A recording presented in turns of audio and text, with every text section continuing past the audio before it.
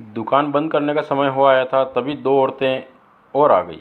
भैया साड़ियाँ दिखा देना काटन की, चुनरी प्रिंट में।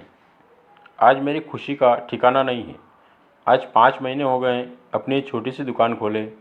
आज से पहले कभी ऐसा नहीं हुआ। आज सुबह से 10-15 कस्टमर आ चुके हैं और बिक्री भी ठीक ठाक हो गई है। सच बोलूं तो इस दुकान का किराया भी निकालना मुश्किल हो रहा था। रोज़ 1 या 2 साड़ी तो कभी 1 सूट बेच पाता था, यह कभी सिर्फ 1-2 दुपट्टे ही। मैंने माँ की सारी जमा पूंजी लगा दी थी। सोचा था माल ठीक रखूँगा तो लोग आएंगे ही, लेकिन लोग आते ही नहीं थे। दुकान भी मेन रोड से सटे एक पतली सी गली में मिली। लोगों को तो ठीक से दिखता भी नहीं होगा, पर एक बोर्ड मेन रोड पर भी लगा रखा है मैंने। सामने मेन रोड पर ही एक सरदार जी की साड़ियों की दुकान है। इस छोटे शहर के ज़्यादातर लोग उन्हीं की बड़ी दुकान से कपड़े लेते हैं। रोज़ सैकड़ों कस्टमर उनके दुकान पर आते हैं, पर लगता है माँ के आशीर्वाद से उनके दुकान की रौनक में अब कुछ कम कर दूंगा। आज खुशी के साथ हैरानी भी हो रही है। कल ही तो माँ से मैं फ़ोन पर दुकान बंद कर गली से निकलते हुए बातें कर रहा था। माँ, चाचा ने ठीक ही कहा था, कोई छोटी मोटी नौकरी कर ले, दुकान चलाना तेरे बस की बात नहीं है। और इतनी पगड़ी देकर दुकान भी मिली तो एक गली में जहाँ ग्राहक ही नहीं पहुँच पाते। सारे ग्राहक तो मेन रोड पर बड़ी दुकान पर चले जाते हैं। किराया निकालना भी मुश्किल हो रहा है। परिवार कैसे चलेगा माँ? और बच्चों को कहाँ से पढ़ाऊँगा?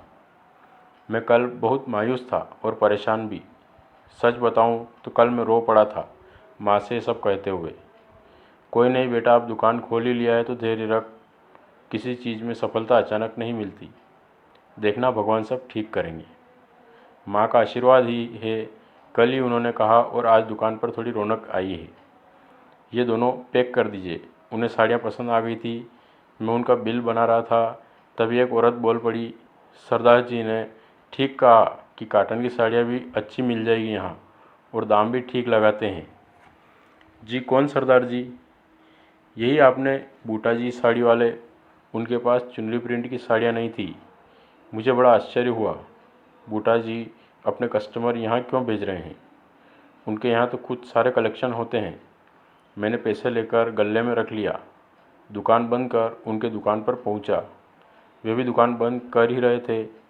बूटा सिंह जी, आपने अपने ग्राहकों को मेरी दुकान पर भेजा? ओए नहीं जी, बस उन्हें जो चाहिए था वो मेरी दुकान पर नहीं था, तो आपका दुकान बता दिया। मैं जानता हूँ इनके दुकान पर सब होता है।